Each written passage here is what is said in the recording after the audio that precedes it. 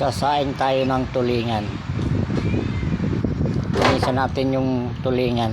Tanggalan natin ang buntot sa kahasang. Saka hugasan natin ng mabuti.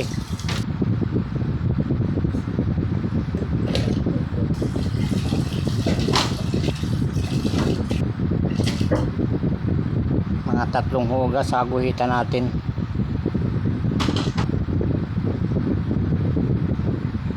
Pagkatapos lagyan natin ng asin.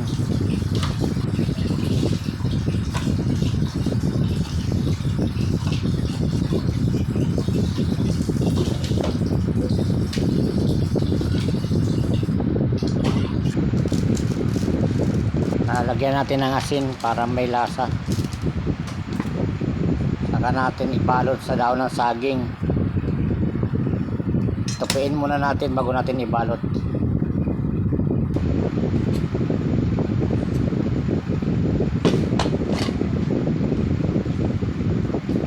Sapinan natin yung ilalim ng paglulutuan para hindi dumikit.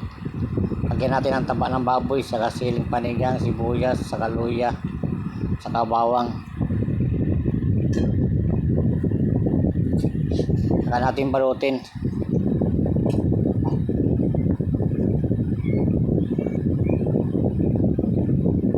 Saka yung natira, ilagay natin ulit sa ibabaw yung sibuyas, luyas. Lagyan natin ng asin, konting bitsin, isang buting suka, saka tubig na nating litro. Saka natin isalang.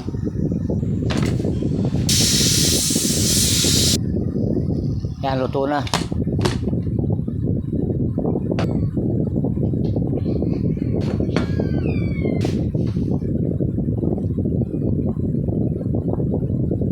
Sarap niyan.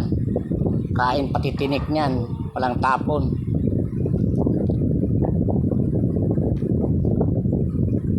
Sarap.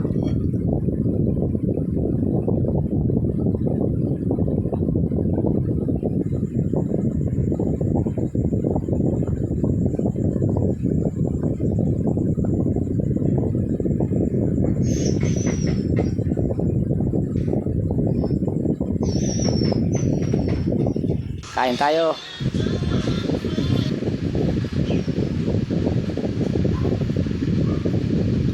Sarap po. Ang lambot ng isda. Tanggal ang lansa. Papakain ka ng marami nito.